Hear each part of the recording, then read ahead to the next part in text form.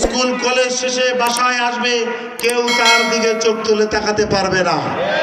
জামাত ইসলামী সেই সমাজ চায় যে হাট বাজার গুলোতে 5 টাকা ইজারাদারের পরিবর্তে মানুষগুলোর উপর জুলুম করে 20 টাকা, 50 টাকা, 100 টাকার ইজারা নিয়ে ব্যবসায়ীদেরকে চাঁদাবাজের শিকার করে, ঠিক কিনা? জামাত ইসলামী সেই সমাজ চায় টেকনাফ থেকে তেতুলিয়া, রূপসা থেকে পাথরিয়া ব্যবসায়ীরা ব্যবসা করবে, একটি লোককেও যেন চাঁদা দেওয়া না লাগে, ঠিক কিনা? জামাত ইসলামী সেই সমাজ চায় একজন ভাই ট্রাক নিয়ে, বাস নিয়ে একটি এলাকা থেকে আরেকটি এলাকা যাবে, কোথাও যেন চাঁদা দেওয়া না লাগে, ঠিক কিনা?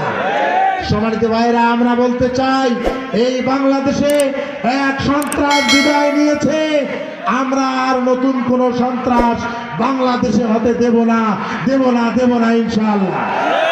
আমরা আমাদের জীবন দিয়ে হলেও এদেশে সন্ত্রাস, এদেশে চাঁদাবাজ, এদেশে জুলুমবাজ আর কখনো যেন প্রতিষ্ঠা লাভ করতে না পারে জামাত ইসলামী, ইসলামী ছাত্র শিবিরের কর্মীরা জীবন দিয়ে হলেও আমরা চেষ্টা করব ইনশাআল্লাহ। কারা কারা করব, হাত তুলে দেখায়। লিল্লাহে তাকবীর, নারায়ে তাকবীর। হাত নামান। প্রিয় ভাইরা,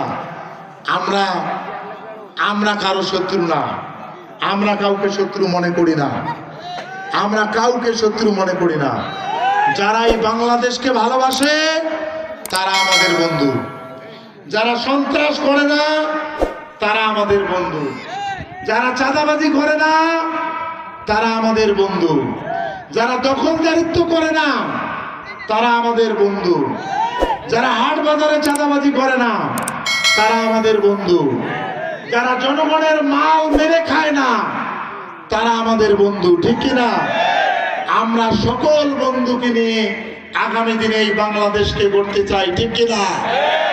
আর শহীদেরা বাংলাদেশের সম্পদ, এই শহীদের পাশে বাংলাদেশবাসীকে একসঙ্গে থাকতে হবে, ঠিক কিনা? আমরা সবাই থাকতে চাই। সম্মানিত উপস্থিতি, আমি শেষ কথা, আমাদের আদিতমারি কালীগঞ্জ বরাবরই একটি অবহেলিত আসন, ঠিক কিনা? আমরা আদিতমারিবাসী বৈষম্যের শিকার, আদিতমারিবাসী বৈষম্যের শিকার, ঠিক কিনা? আদিতমারিতে কোনো উন্নয়নের ছোঁয়া লাগেনি। তারা উন্নয়নের কথা বলে, তারা নিজেদের পকেট তাজা করেছে, ঠিক কিনা?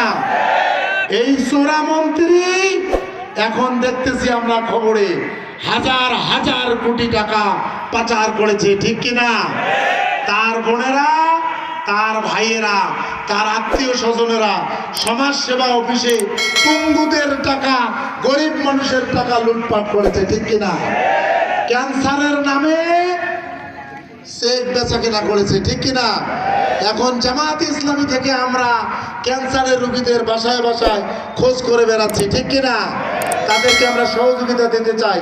অথচ এই 2 উপজেলায় যতগুলো ক্যান্সারের চেক বিক্রি হয়েছে, ভোটার যদি 4 লক্ষ হয় তাহলে 2 লক্ষ মানুষের ক্যান্সার দেখে তারা চেক বিক্রি করেছে।